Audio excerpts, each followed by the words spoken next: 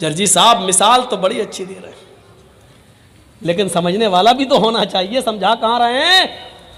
IPL में सट्टा लगाने वालों को समझा, किसको रहे हो कैरम बोर्ड खेलने वालों को समझा, किसको रहे हैं आप लॉटरी का टिकट खरीदने वाले और सूद और ब्याज खाने वालों को। मेरे भाइयों, नहीं असर पड़ता है। जिस तरह बारिश हो और किसी पहाड़ी के ऊपर बारिश हो और पहाड़ चिकना हो तो पानी बह जाता है, पहाड़ अपने अंदर जज्ब नहीं करता।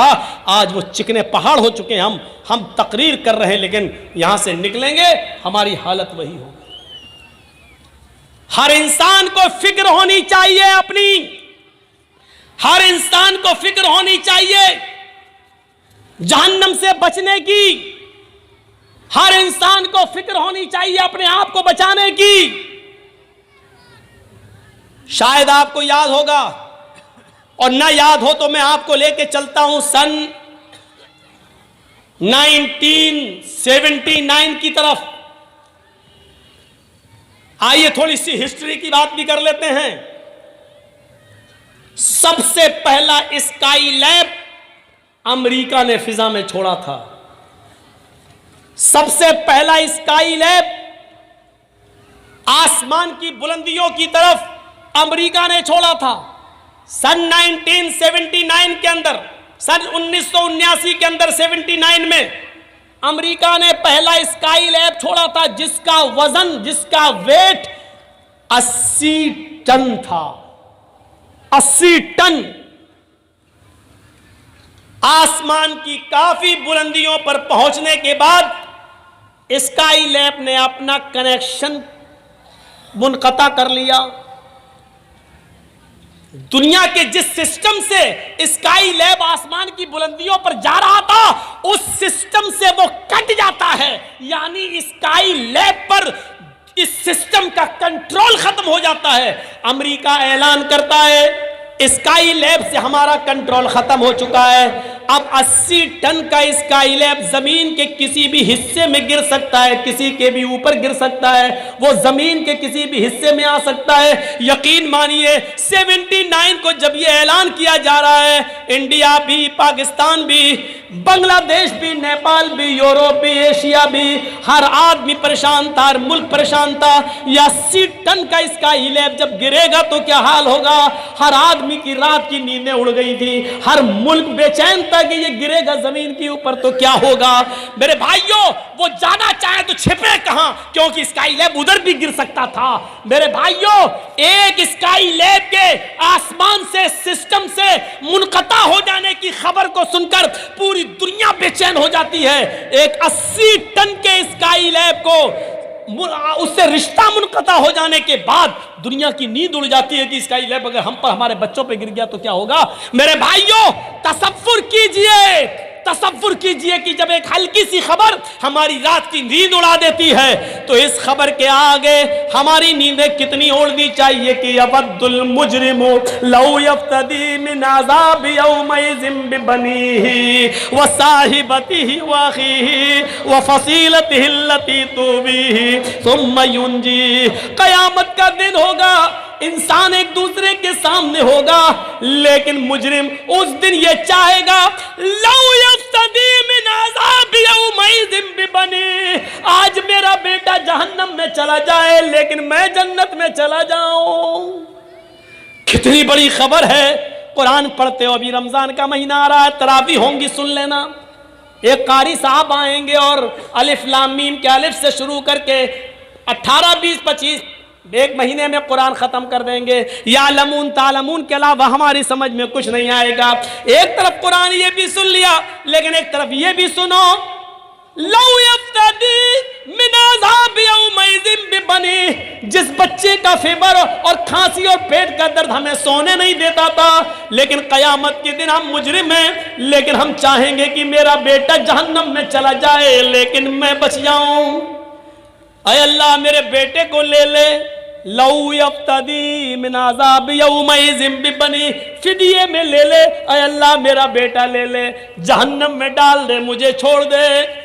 वह साहिबती व बनी, एक रात जिस औरत के बिना नहीं रह पाते, आय अल्लाह मेरी बीवी ले ले और जहन्नम में डाल दे, लेकिन मुझे छोड़ दे, अल्लाह मुझे बचा ले, अल्लाह मेरी बीवी को ले ले। वाखी ये मेरा भाई है, इसका बाप मेरा बाप एक है, इसकी माँ मेरी माँ एक है, इसकी रगों में मेरे बाप का मेरी माँ का खून दौड़ रहा है, मेरी रगों में भी मेरे बाप माँ का खून दौड़ रहा है। भाई भाई के लिए जान देने को कुर्बान होता है दुनिया में, लेकिन कयामत के दिन वो भाई कहेगा अल्लाह ये मेरा भाई है, इसको तू जहन्नम में डाल दे लेकिन मुझे छोड़ दे। अरे अल्लाह इसको जहन्नम के अंदर फेंक दे लेकिन मुझे छोड़ दे, अल्लाह इसको डाल दे मुझे छोड़ दे।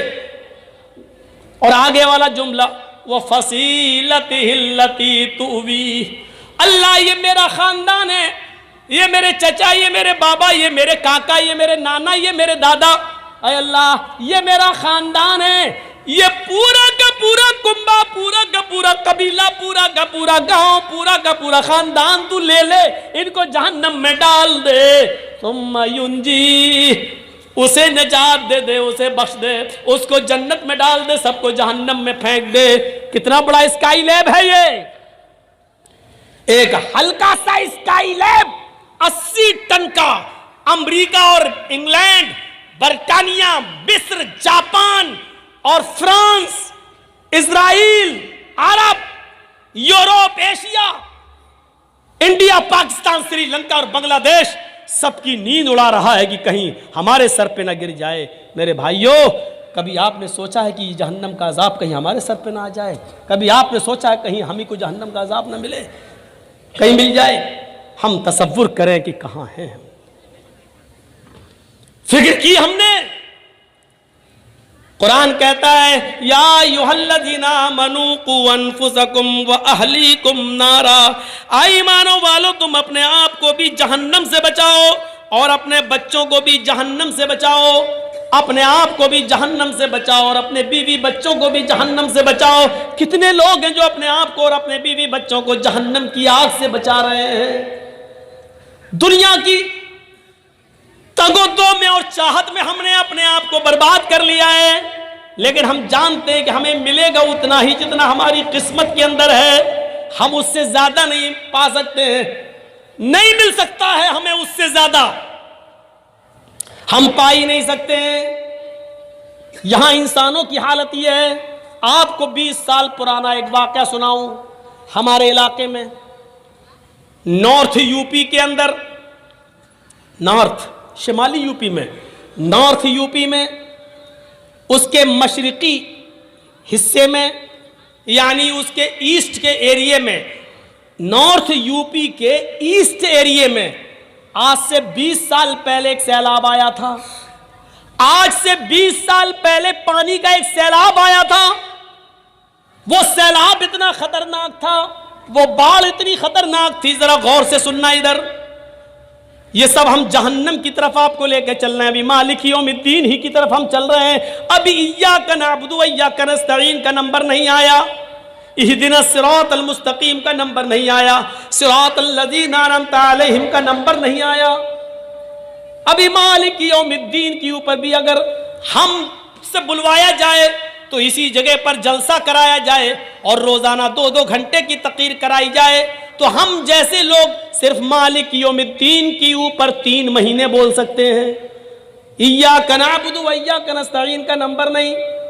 हम जैसे कम इल्म और कम पढ़े लिखे लोग 3 महीना जब इसी पर बोल सकते हैं, तो जो बहुत ज्यादा काबिल और पढ़े लिखे उलमा है वो कितना ज्यादा बोल सकते हैं। लेकिन हम इतना ज्यादा वक्त आपका नहीं लेंगे। सिर्फ तसव्वुर कीजिएगा, इधर आप अपना दिमाग लगाइए, नॉर्थ यूपी के ईस्ट एरिया के अंदर पानी का एक सैलाब आता है और वो सैलाब इतना खतरनाक था कि कई लोगों को बहा कर ले गया, कई बच्चों को उसने पानी में गर्क कर दिया, मवेशी पानी में बह गए, जितने 4 पैर वाले जानवर थे, भेड़, बकरियां, भैंसे, गाय, पानी में बह गए और मारे गए। कुछ लोग अपना इलाका छोड़ रहे हैं, कुछ ऐसे हैं जो उसी में फंस गए हैं। ऐसे मंजर को देखे और जब सैलाब थोड़ी देर के लिए रुका, थोड़ी देर के लिए जब सैलाब रुका तो मंजर इतना भयानक था उस गांव का। बस्ती का मंजर इतना भयानक था कि उस भयानक मंजर को लोग देख रहे हैं कि ये क्या हुआ, ये घर कितना मजबूत था लेकिन आज ढह गया, ये कितना अमीर आदमी था आज उसका माल बह गया। कुछ लोग हैं जो उस सैलाब में फंसे हुए हैं, अपने माल को और अपने बच्चों को अपने समेटे हुए हैं, लेकिन कश्तियां नहीं है, नाव नहीं है, निकल नहीं सकते हैं। इस भयानक मंजर पर एक आदमी की नजर पड़ती है कि पानी में आधे से ज्यादा डूबा हुआ एक पेड़ है, एक दरख्त है जो आधे से ज्यादा डूब गया है पानी के अंदर। लेकिन जब उसने डूबे हुए उस पेड़ पर नजर डाली तो उसकी एक ब्रांच पर, उस पेड़ के एक टहनी से लगा हुआ एक मजबूत टहनी पर एक आदमी बैठा हुआ है, और जिस डाल पर आदमी बैठा हुआ है उसी डाल के ऊपर एक खतरनाक और जहरीला सांप भी मौजूद है। सैलाब इतना खतरनाक था, सांप इंसान का दुश्मन और इंसान सांप का दुश्मन। इंसान सांप को देखता है तो फौरन मारने की कोशिश करता है, और सांप जब अकेले में किसी इंसान पर हावी हो जाए तो उसको डंक मारने की कोशिश करता है, डसता है। लेकिन हैबत सैलाब की इतनी ज्यादा है कि सांप इंसान को देख रहा है और उसी टहनी पर, उसी डाल पर आदमी सांप को देख रहा है, लेकिन आदमी सांप को नहीं मारता है और सांप इंसान को नहीं डस रहा है। वो जानता है कि नीचे पानी है, अगर ये आदमी गिरा तो ये मरेगा, और सांप भी जानता है कि अगर हम गिरे तो हम मरेंगे। इस मंजर को देखकर इंसान न सांप को मार रहा है, न सांप इंसान को मार रहा है। कुछ लोग दूर से इस मंजर को देख रहे हैं। तसव्वुर कीजिए कि सैलाब इतना भयंकर, इतना खतरनाक, और इस मंजर को कुछ लोग दूर से देख रहे हैं। लेकिन ऐसे मंजर पर जहां सांप भी इंसान को डसने की कोशिश नहीं कर रहा है, यहां ऐसे दुनिया परस्त और दुनिया तलब लोग और कुत्ते के जानवरों जैसी सिफत रखने वाले लोग ऐसे भी थे, जहां आए और इन लोगों से कहने लगे कि तुम सैलाब में फंसे हो, हम तुम्हारी मदद के लिए आए हैं, तुम अपना माल हमारे हवाले कर दो, हम इनकी हिफाजत कर लेंगे, और जब तुम्हें इस मुसीबत से छुटकारा मिले तो हम तुम्हारा माल तुम्हें वापस कर देंगे। और इन भोले भाले मुसीबत में फंसे हुए लोगों ने अपना सामान, अपना सोना चांदी जो बचा सके थे, उन्होंने इन लोगों के हवाले कर दिया, और ये रफू चक्कर हो गए, लेकर भाग गए। गौर कीजिए, उन मजबूर लोगों की मजबूरी का भी फायदा इन लोगों ने उठाया।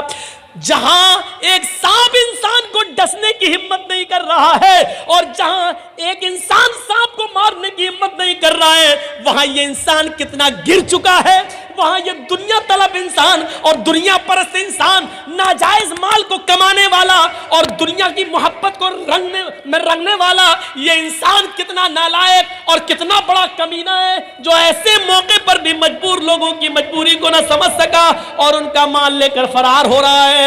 आप अंदाजा लगाइए, सोचिए कि इंसान कितना ज्यादा मफाद परस्त हो चुका है। ये सांप से ज्यादा जहरीला हो चुका है। सांप अपने जहर से इंसान को डसना छोड़ रहा है, लेकिन ये कमीना इंसान अपनी कमीनगी इंसान से नहीं छोड़ रहा है। ये सोचिए और तसव्वुर कीजिए कि इंसान कितना गिर चुका है कि एक मौके पर सांप भी इंसान को काटने की जुर्रत नहीं कर रहा है, लेकिन इंसान इंसान को काट रहा है, इंसान इंसान को डस रहा है, और ऐसे मौके पर भी उसका पैसा छीनकर, उसकी दौलत लेकर ये भाग जाते हैं, ये कहकर कि अभी तुम मुसीबत में हो, हमारे हवाले कर दो, जब तुम्हारे मुसीबतों के दिन खत्म होंगे हम तुम्हारे हवाले कर देंगे, और उसके बाद उनका पता नहीं चलता। इस दुनिया की दौलत ने हमें इतना हमें बर्बाद कर दिया, बिल्कुल कुत्ता सिफत इंसान बना दिया। इसीलिए अल्लाह के नबी ने फरमाया, यूशिकुल उमम वन तदा अलैकुम कमा तदा अलकलतु अला क़िसतिहा, तुम्हारे ऊपर एक ऐसा जमाना आ जाएगा, तुम्हारे ऊपर एक ऐसा जमाना आ जाएगा कि जैसे भूखे लोग दस्तरखान के ऊपर टूट पड़ते हैं, उसी तरीके से तमाम लोग तुम्हारे ऊपर टूट पड़ेंगे। सहाबा सल्लल्लाहु अलैहि वसल्लम नबी कह रहे हैं, जैसे भूखे लोग दस्तरखान के ऊपर टूट पड़ते हैं, वैसे ही दुनिया, सारी की सारी दुनिया तुम्हारे ऊपर टूट पड़ेगी। आप देख लीजिए, ये टूटना ही तो है, ये टूटना ही तो है। पेट्रोल 100 के पार, डीजल भी उसी के मुकाबिल, गैस सिलेंडर की कीमत, सरसों के तेल की कीमत, ये सारी कीमतों को आप एक तरफ रखिए, लेकिन इसके बावजूद हम परेशानियां उठा लेंगे, सब कुछ बर्दाश्त कर लेंगे, लेकिन वोट हम उन्हीं को देंगे। ये क्या है? तसल्लुत देखिए, वो जहर घोलने में कामयाब हो गए और सबको एक प्लेटफार्म पर ले आए। हम यही ढूंढते रहे कि हमारा कौन है, हमारी आवाज कौन उठा रहा है, हमें हक कौन दिला रहा है। तुम हक की बात कर रहे हो, अपना वजूद बचाने की फिक्र करो। अब तो हम इसी में अभी पड़े हुए हैं। और किसी चैनल वाले ने हमारा इंटरव्यू लिया, कहा कि आप क्या कहना चाहते हैं कि जर्जी साहब, क्या बीजेपी मुसलमानों को बर्बाद कर रही है? मैंने कहा नहीं, बीजेपी मुसलमानों को कभी बर्बाद कर ही नहीं सकती। ये आप गलत सोचते हो कि बीजेपी आ जाएगी हमें बर्बाद कर देगी। नहीं,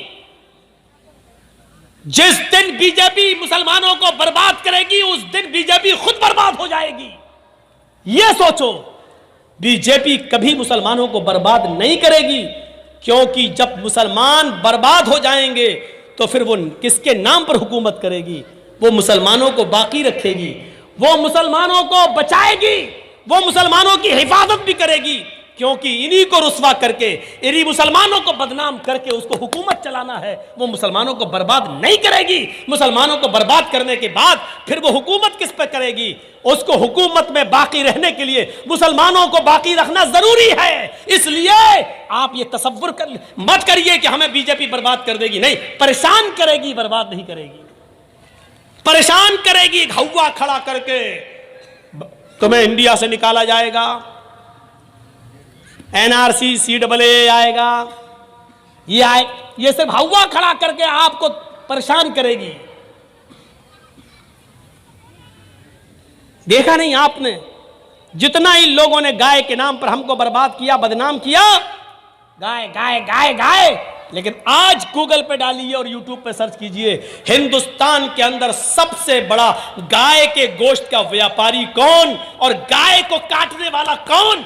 तो अल्हम्दुलिल्लाह सुम्मा अल्हम्दुलिल्लाह, उसमें किसी मुसलमान का नाम नहीं बल्कि एक बीजेपी के नेता का नाम आएगा। ये सिर्फ हमें बदनाम करते हैं, गाय गाय गाय। अल्लाह ताला ने ऐसा कर दिया कि लो पियो गाय का पेशाब और खाओ गाय का गोबर। ऐसी जगह पहुंचा दिया है कि तुम मुसलमानों से गाय गाय गाय करते हो। पढ़ो, अभी हमारे यहां एक इलाके में मोदी जी ने क्या कहा था, जो पशु दूध नहीं देते यानी बैल, वो उनकी के गोबर को भी इतना कीमती बना देंगे कि लोग उसको सड़क पे पड़ा होगा तो उठा के अपने घर ले जाएंगे, उससे भी पैसा आएगा। मशीन, पता नहीं रात में सपने में कौन बताता है हमारे देश के चौकीदार को, गोबर से भी पैसा आएगा। हम 5 साल इंतजार करेंगे कैसे आता, देखेंगे। तो ये हालत है हमारी, टूट पड़ेंगे सारे लोग तुम्हारे ऊपर। साहबा ने कहा क्या उस वक्त हम तादाद में कम होंगे? अल्लाह के नबी ने फरमाया नहीं, उस वक्त तुम तादाद में कम नहीं होगे, तुम्हारी तादाद बहुत ज्यादा होगी, लेकिन बेकार। जैसे समंदर में कूड़ा करकट पड़ा होता है, लहर आती है, मौज आती है, कूड़ा करकट को भगा ले जाती है, ऐसी दुनिया की सारी कौमें तुम्हें जहां चाहेंगी वहां ले जाएंगी, जैसे चाहेंगी वैसे नचाएंगी। बंगाल वालों, हमारे और आपके घर की लड़कियां टीका लगाती हैं, टीका। और ये चीज हमने सिर्फ बिहार और बंगाल में देखी है। ये गैर मुस्लिमों की मुशाबिहत है। आप अपने घर में अपनी बहनों, बेटियों, बीवियों से कहो कि ये टीका लगाना बंद करें, बिंदी लगाती है ये। मन तशब्बह बिकौमिन फहुवा मिनहुम, जो जिस कौम की मुशाबिहत करेगा क़यामत के दिन उसी के साथ उठाया जाएगा। क्या आप चाहते हैं कि हमारी और आपकी माँ, बहन, बेटियां कल क़यामत के दिन गैर मुस्लिमों के साथ उठाई जाएं? दुनिया, अल्लाह के नबी से पूछा, ये कहां फरमाया कि ऐसा क्यों? का हुब्बुद दुनिया व कराहियतुल मौत, अल्लाह रब्बुल आलमीन दुनिया की मोहब्बत तुम्हारे दिलों में डाल देगा। आज दुनिया की मोहब्बत हमारे दिलों में डाल दी गई है। कहीं से भी मिले माल, बस माल आए, और जितना आए वो हम तक रहे, हम आपको नहीं देंगे। इस दुनिया की हिर्स ने और लालच ने हमें बिल्कुल कुत्ता बना दिया है। हमारे और आपके गांव में एक बैल मरा पड़ा है, एक बैल मर गया है। सुनिए एक मिसाल, एक बैल मर गया है और उस मरे हुए बैल के पास एक कुत्ता आया है और उस मरे हुए बैल का गोश्त नोच नोच के खा रहा है।